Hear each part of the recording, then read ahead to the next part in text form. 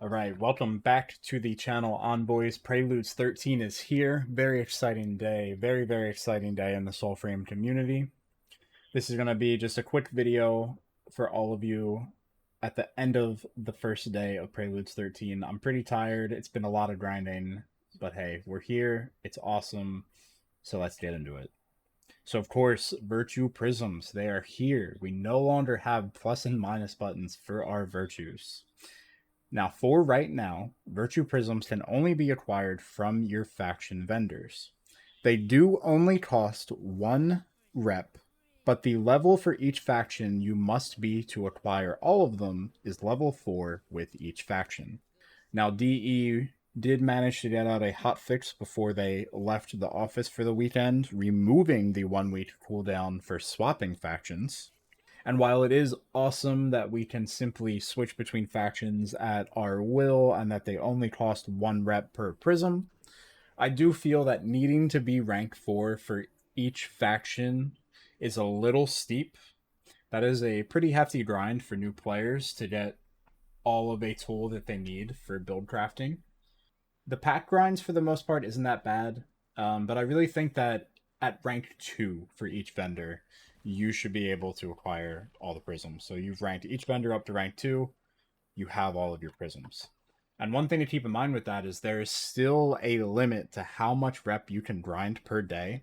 And I do not currently know if that rep is shared between each vendor, between each faction, or if it is per faction. So that is something we'll have to follow up on and see. Now, with the Virtue Prisms, the first thing that I noticed, and many envoys noticed in region chat, other streams, is that the upgrade tree for your packs are giving less virtue per upgrade. Previously, you would basically receive as many points as you invested for the virtue, if not close to it. The way it works now is you only get 1 additional virtue point. So let's say it's our grace node. Each tier that you upgrade to gives you 1 additional point. I think the really simple solution to this particular issue is that they just revert it right back, or they increase per node, like per upgrade node, they give us more, even if they don't give us as many points as they were before. Now, it is possible that this is a bug. There's been some discussion that maybe this is simply a bug and something that will be fixed in a hotfix, but we'll just have to wait and see. I'm sure that's something that'll be addressed quickly this week. I imagine that being more of a priority than other things. Now, the other issue I want to address with this new virtue system is that as of right now, the day of launch, February 13th, having the wild variants is simply a massive advantage to your build crafting. If you have the wild variant, you probably have the base variant or have gotten the base variant for whichever starting pact. And if you've leveled both the base and the wild variant to max, you have access to 60 points to spend in the pack tree. So by default, in the current virtue system as it is, the wild variants and the base variants fully leveled up for the starting 3 packs are simply the best options. The packs like Bromius, Garen Rude, Morris Hand, all of the ones that are only earnable currently, they simply feel like they fall behind. Now they're still really strong. We still have good builds. There are issues with like Bromius's Rump Thump right now, but that's an obvious bug. The Rump Thump is doing nothing. That's an obvious bug. And of course, we already know that these things will be addressed. Like the wild variants will one day simply be available to be obtained through playing the game.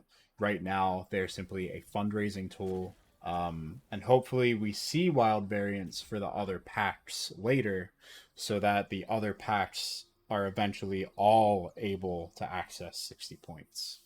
Now, potential bugs aside, virtue requirements for weapons feel too high.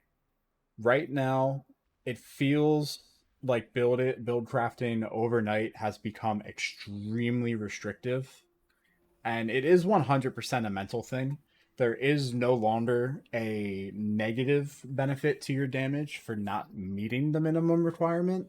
But if you're building into a particular pact for a particular skill, why wouldn't you choose the weapons that get the most extra benefit out of the investment you're making into your virtues?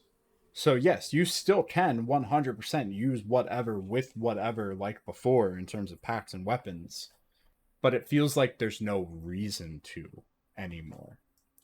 And I'm sure that is something they'll address. DE's been great about pumping out hot fixes and addressing these things, and I know Preludes 13 will develop, but it's important that we get that feedback out there. So there's mine.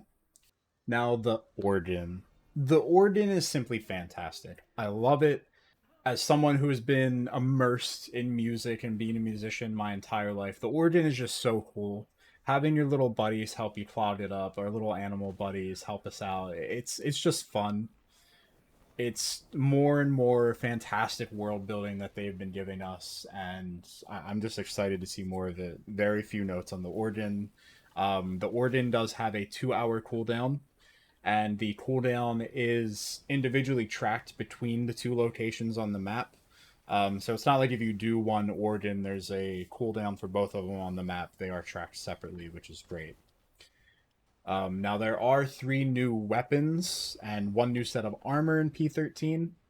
We have the Bastard's Rest, which is magic gauntlets, a sidearm from the Kith of Kings faction. You can buy fragments from King Yotar directly. I have seen that you can allegedly get them from 3 stars with Kith of Kings, but I simply bought them all from the vendor myself. There's the Sea Thorn, which is a new magic staff, which does look really cool and is the only item I have yet to get my hands on besides the armor, and that can be obtained from 3 star faction tales regardless of faction. And of course, we have Clivers, the first dual blades that are a sidearm, and they can be acquired directly from the Order. Now, we did also have 3 new mini quests, as DE called them, that launched today. They are very cool. Any more amount of content they can give us is great, and I do really hope to see these even more fleshed out with maybe a couple voice lines or something. But I mean, my initial impressions with the one of the 3 that I played is that they're just cool. They're a nice little quest and they're fun. One of the big things with this update was the changes to the camera, the physics changes for combat, make things feel smoother. I definitely did like notice the changes somewhat. They felt pretty subtle though. The thing that really made the changes more impactful to me was the sound changes and the additions to the sound.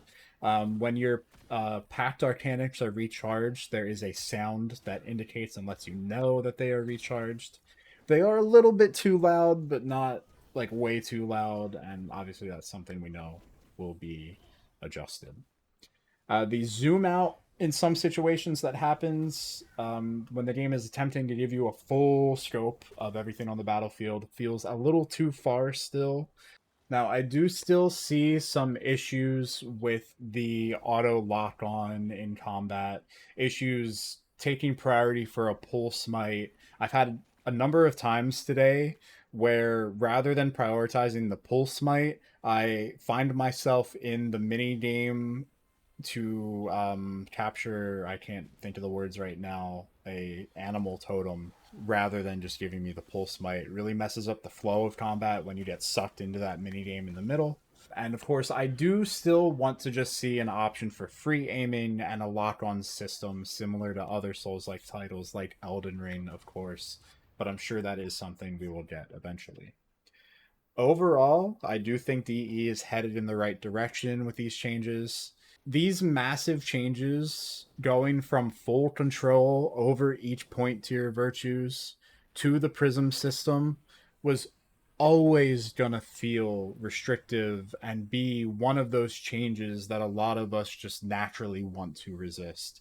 I do think there absolutely is the mental factor to it, but that said, there's obviously a lot of tuning that needs to be done, and DE's always been good about those things, and we're still in a pre-alpha state, and it's the very first version of the system. So initially, though, the few changes that I do hope they make or hope they consider are having the packed tree values increased just back to what they were.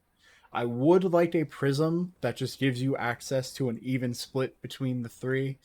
The first thing I think of is like a Paragon prism, but obviously calling it a Paragon prism probably isn't the best option, but just something that lets you split into all three. I would really like to see the virtue requirements for weapons lowered. Even if they do end up giving us access to more total virtue again, I really just feel the requirements should be lowered so that there's just another level of approachability for new players. So far, the armor system I'm really happy with. It does feel a little weird to go from being able to use whatever armor you want, no matter what, to needing to consider your armor for the particular pact or virtue split you're using. But overall, this system is just a buff to armor. And we're going to get into that more over the weekend. I'm planning to spend the weekend just taking a deep dive into armor, making an in-depth initial overview of armor that I'm going to have a focus on having it age well, but we'll get to that this weekend. So that's been your P13 initial overview, my initial thoughts. If you've made it this far in the video, please subscribe, drop a like, drop a comment, and of course, most everything I do, footage for a lot of these videos is captured live on Twitch. If you want to see more of my face, I face cam on Twitch if that matters to you. And we are doing some Prelude keys giveaways on Twitch.